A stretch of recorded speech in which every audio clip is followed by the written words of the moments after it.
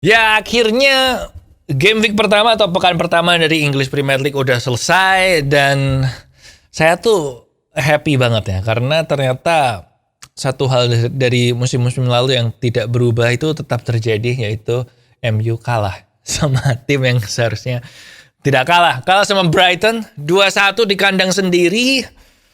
Ini memecahkan rekor ya. Ini adalah kemenangan pertama Brighton di Old Trafford sepanjang sejarah. Jadi congrats buat Brighton. Congrats juga buat Erik ten Hag di pertandingan pertamanya langsung mencetak rekor walaupun rekornya negatif. Tapi yaudah, yang jauh kali ini kita nggak akan ngebahas satu pertandingan aja. Kita akan ngebahas semua pertandingan kemarin sekaligus ngelihat hasil prediksi gue minggu lalu, berapa yang benar, berapa yang salah, dan diikuti dengan membahas game week 2 atau 10 pertandingan di pekan yang kedua. So langsung aja sekarang kita mulai tiang jauh kali ini.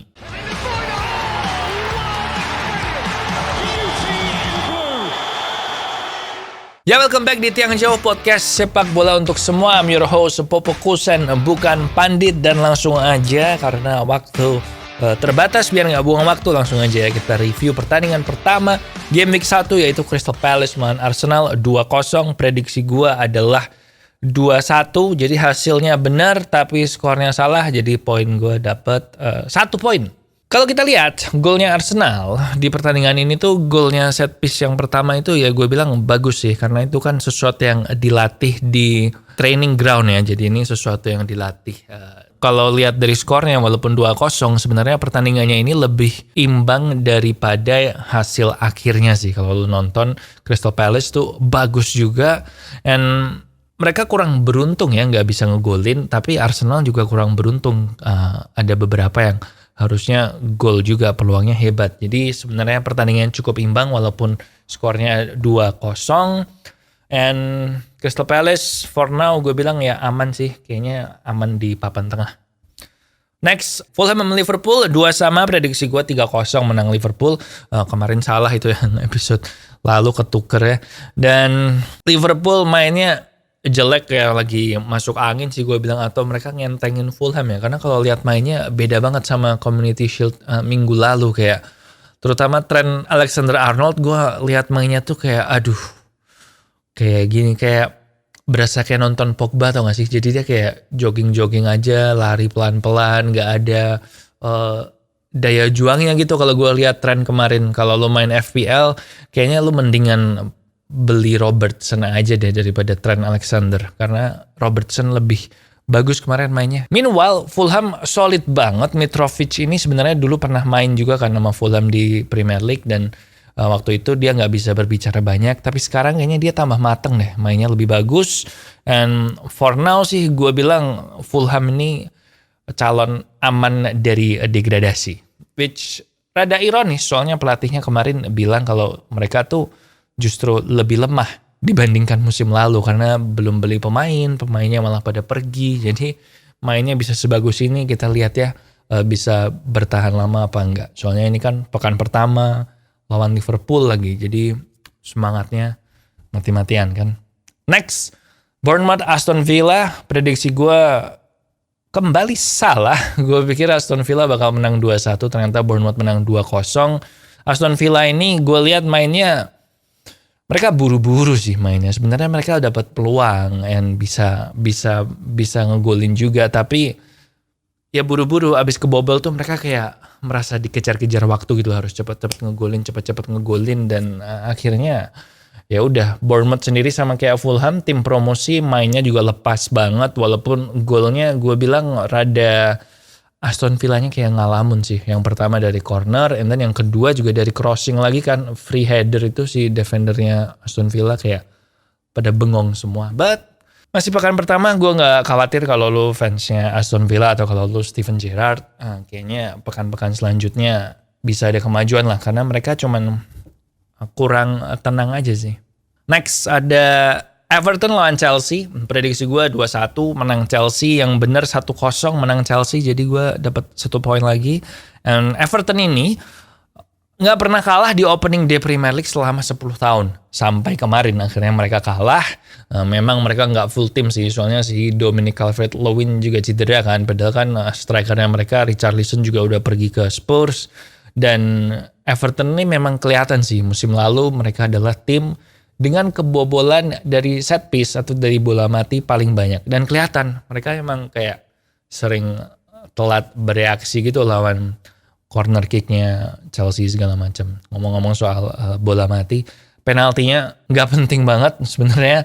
Gue bilang sayang ya, kalau gue jadi Lampard gue marah sih. Udah defense susah-susah, lumayan solid, Chelsea sulit buat peluang, tapi terus kebobolannya karena penalti yang itu tadi menurut gue nggak penting banget nih si Doucouré ini. Chelsea sendiri kelihatan belum prima mainnya, nggak tahu apakah pre-seasonnya belum beres atau kepanasan atau kecapean. Soalnya kemarin injury time-nya itu yang babak pertama 8 menit dan yang babak kedua 10 menit. Gila lama banget injury time-nya, jadi mungkin efek kecapean juga sih. But all in all, Everton ya susah memang ya, nggak punya striker, mau gimana. Kemudian next MU lawan Brighton 1-2. Sebenarnya ya, gue kan fans MU jadi gue nonton ini, nonton live. Kalau yang lain kan gue nontonnya antara extended highlight atau siaran ulangnya. MU ini sebenarnya 10 menit pertama bagus sih, kayak kelihatan gitu mainnya mau gimana, oper-operannya, tusuk-tusukannya. But Brighton sama Graham Potter itu memang tim yang well coach sih kalau gue bilang. Game plan-nya mereka jelas dan mereka setelah 10 menit pertama bingung gitu, habis itu jadi bagus banget. Jadi gue bilang Brighton ini memang layak menang. And MU jelas butuh pemain baru terutama di tengah sih. Karena Fred sama McTominay itu jelek sih kemarin mainnya. Yang gue kasih nilai jelek mainnya itu Fred, McTominay, Rashford, Shaw juga rada gak jelas. Maguire gak usah dibahas lah. Terus David De Gea yang mau jadi sweeper keeper gue bilang masih belajar sih. Jadi ya banyak kelemahan memang. Tapi itu tadi butuh Frankie De Jong sih. Semoga Frankie De Jong mau pindah. And then next ada West Ham lawan Manchester City 0-2.